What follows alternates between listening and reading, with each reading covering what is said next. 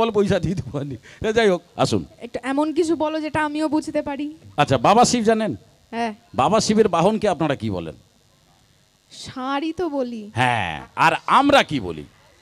আচ্ছা ধরুন আপনাদের ওই কলিকাতায় একটা বাচ্চা ছেলে স্কুল থেকে আসছে, তার পিছনে একটা ষাঁড় কেউ যদি দেখে তাহলে কি বলবে? এই খোকা ছুটে পালিয়ে আয়, পিছনে ষাঁড় আসছে, এদিক দিয়ে ছুটে পালিয়ে আয়, এটা বলবে অবভিয়াসলি। হ্যাঁ। আর এইটা যদি আমাদের গ্রামে হয় কি বলবে?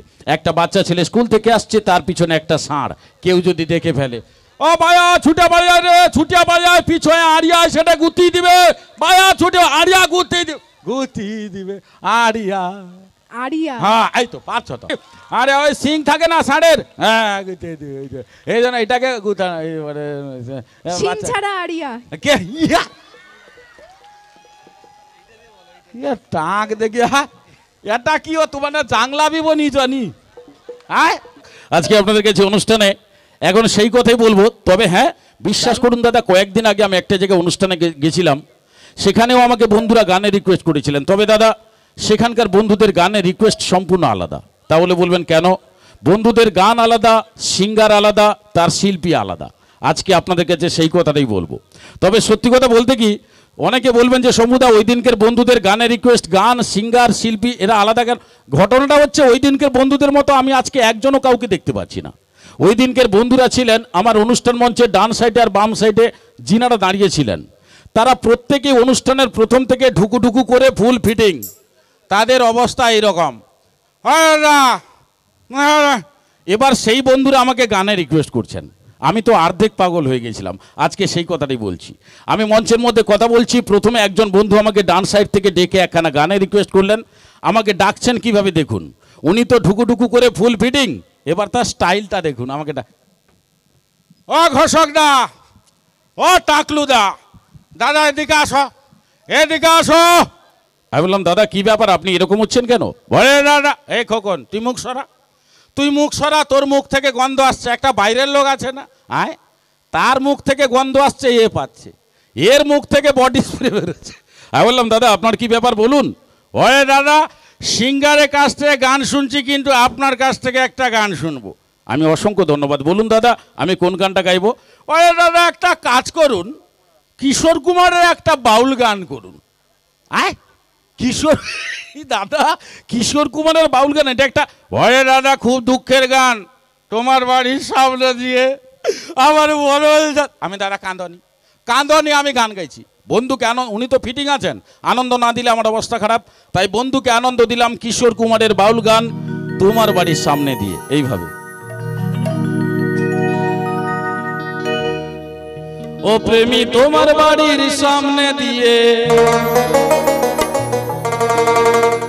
ও প্রেমী তোমার বাড়ির সামনে দিয়ে, ও আমার মরণ যাত্রা যেদিন যাবে, মরণ যাত্রা যেদিন যাবে দাঁড়িয়ে তুমি দেখতে পাবে, মরণ যাত্রা যেদিন যাবে দাঁড়িয়ে তুমি দেখতে পাবে। ও প্রেমী তোমার বাড়ির সামনে দিয়ে হলাম,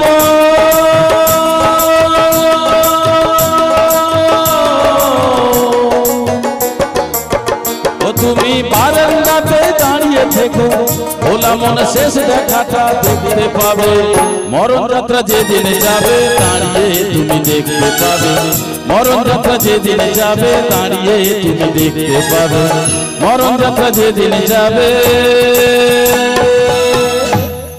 দাঁড়িয়ে তুমি দেখতে পাবে। ভালো লাগলে একটু হাতের তালি হবে। দাদা এটা শেষ নয়, তাহলে তো বেঁচে যেতাম। দাদা বিশ্বাস করুন, এইখানে গানটা শেষ করেছিলাম, এরপর একজন বন্ধু বাম সাইড থেকে এসছেন, তার কোয়ালিটি আবার আলাদা, সেও ফিটিং, সে আমার পায়েটায় পড়ে আস্তে আস্তে। দাদা কি ব্যাপার? ওরে দাদা আপনি যে গান গাইছেন লক্ষ্য করে দেখেছেন? আমি দাদা আমি তো গান গাইছি, আমি আবার কি লক্ষ্য করে দেখবো? ওরে দাদা আপনি যে গান গাইছেন আপনার তো আমি দাদা বলবেন না, কি সব উল্টাপাল্টা কথা বলি দিস। বলে না দাদা আপনি যে গান গাইছেন আপনার তো ধন্যবাদ পাওয়ার যোগ্য। আমি দাদা আপনাকে অসংখ্য ধন্যবাদ। বলুন দাদা আপনার কি ব্যাপার? বলে দাদা কিশোর কুমারের বাউল গান গাইলেন, এবার একটা হেমন্ত মুখোপাধ্যায়ের গান শুনবো। আমি অসংখ্য ধন্যবাদ দাদা, আপনি খেলেও ঠিক আছেন। বলুন দাদা হেমন্ত মুখোপাধ্যায়ের কোন গানটা গাইবো? ওই দাদা একটা কাজ করুন, হেমন্ত মুখোপাধ্যায়ের একটা উড়িয়া গান করুন। হ্যাঁ হেমন্ত দাদা, তোমার মনে হয় ককটেল হয়েছে। হেমন্ত মুখোপাধ্যায়ের উড়িয়া গান আমি জীবনে শুনি। বলে দাদা নতুন গান, নতুন নাচের। আমি হেমন্ত মুখোপাধ্যায় নতুন, আচ্ছা কোন গানটা? বলে দাদা হেমন্ত মুখোপাধ্যায়ের উড়িয়া গান, নতুন গান, নাচের গান। স্মার্ট সিটি ঝিওটা পিট্টি হেলা রে, ছাতিটা রগড়ি দেলা রে। আমি দাদা এটা হেমন্ত মুখোপাধ্যায় গিয়েছেন, ঠিক আছে দাদা আসুন, উনিও ফিটিং আছেন। আমি দাদা এটা মনে হয় হবে না হেমন্ত মুখোপাধ্যায়, না দাদা হবে না। আর না দাদা হবে হবে হবে হবে হবে হবে। তাহলে বলবেন সমুদা হবে বললেন কেন? দাদা যখন ঘুরিয়া দেখি তার হাতে তো ভাঙা ইটা, ও যদি মেরে এখানে ফাটাফাটি, না দাদা হবে হবে হবে। বন্ধুকে আনন্দ দিলাম, হেমন্ত মুখোপাধ্যায় ছাতিটা রগড়ি দিলা এইভাবে।